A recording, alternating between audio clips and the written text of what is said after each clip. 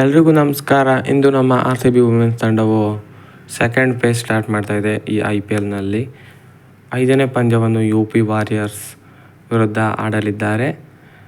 ಈಗಾಗಲೇ 2 ಪಂದ್ಯ ಸೋತಿರುವ, ಅಂದರೆ ಬ್ಯಾಕ್ ಟು ಬ್ಯಾಕ್ ಸೋತಿರುವ RCB ಇವತ್ತು ಕಮ್ ಬ್ಯಾಕ್ ಮಾಡಬೇಕಿದೆ. ಪ್ಲೇ ಆಫ್ಸ್ನ ದೃಷ್ಟಿಯಿಂದ ಇನ್ನೂ ಇಂಪಾರ್ಟೆಂಟ್ ಆಗ್ತಾ ಹೋಗುತ್ತೆ.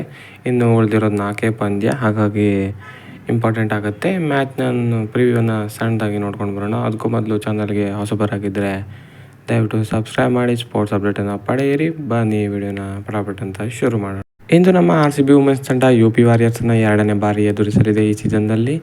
ಮೊದಲ ಮ್ಯಾಚ್ ಕ್ಲೋಸ್ನಲ್ಲಿ ಗೆದ್ದಿದ್ದ ನಾವು ಈ ಮ್ಯಾಚ್ ಕೂಡ ಗೆಲ್ಲಬೇಕಿದೆ UP ವಾರಿಯರ್ಸ್ ಜೊತೆ.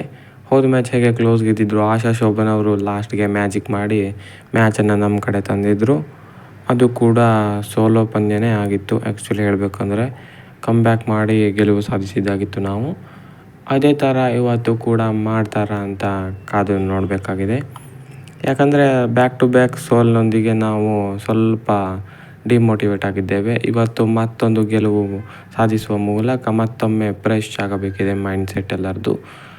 ಹಾಗೆಯೇ UP ವಾರಿಯರ್ಸು ಈ ಕಳೆದ ಎರಡು ಮ್ಯಾಚ್ಗಳನ್ನು ಸಖತ್ತಾಗಿ ಆಡಿ ಒಂದು ಫ್ಲೋನಲ್ಲಿ ಸಖತ್ತಾಗಿ ಬರ್ತಾಯಿದೆ. ಇವತ್ತು ಕೂಡ ಟಫ್ ಫೈಟ್ ಖಂಡಿತ ಇರುತ್ತೆ.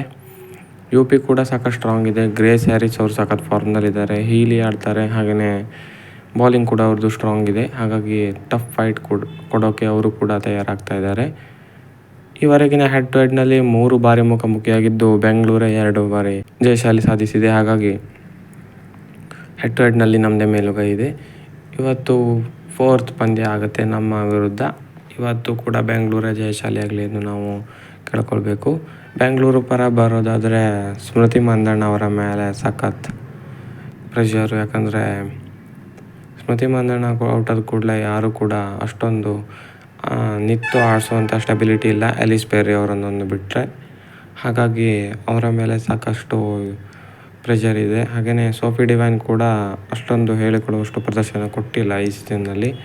ಅವರು ಫಾರ್ಮಿಗೆ ಬಂದರೆ ಸಖತ್ ಖುಷಿಯಾಗುತ್ತೆ ನಮಗೆ ಮತ್ತು ಟೀಮ್ಗೆ ಆನೆ ಬಲ ಬಂದಂತೆ ಆಗುತ್ತದೆ. ಯಾಕಂದರೆ ಅವರು ಹೇಗೆ ಆಡ್ತಾರೆ ಅಂತ ನಮಗೆ ಗೊತ್ತೇ ಇದೆ.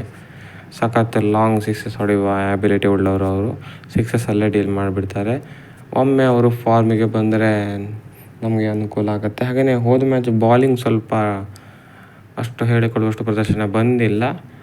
UP ವಾರಿಯರ್ಸ್ ವಿರುದ್ಧ ಫಸ್ಟ್ ಮ್ಯಾಚ್ ಹೇಗೆ ಬಾಲಿಂಗ್ ಹಾಕಿದರೋ ಹಾಗೆ ಬಾಲಿಂಗ್ ಬರಬೇಕು, ಅಂದರೆ ಮಾತ್ರ ಗೆಲುವು ಸಾಧಿಸಲು ಸಾಧ್ಯವಾಗುತ್ತೆ.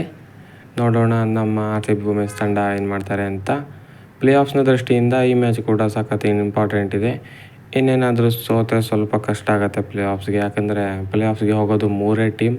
ನಾವು 4th ಪೊಸಿಷನ್ನಲ್ಲಿದ್ದೇವೆ ಪಾಯಿಂಟ್ಸ್ ಟೇಬಲ್ನಲ್ಲಿ. ಹಾಗಾಗಿ ಇಂದು ಗೆಲ್ಲೇಬೇಕು. ಗೆಲ್ತಾರೆ, ನೋಡೋಣ ಏನಾಗುತ್ತೆ ಅಂತ. ಹೆಚ್ಚಿನ ವೀಡಿಯೋಗಾಗಿ ಸಬ್ಸ್ಕ್ರೈಬ್ ಮಾಡಿ. Thank you.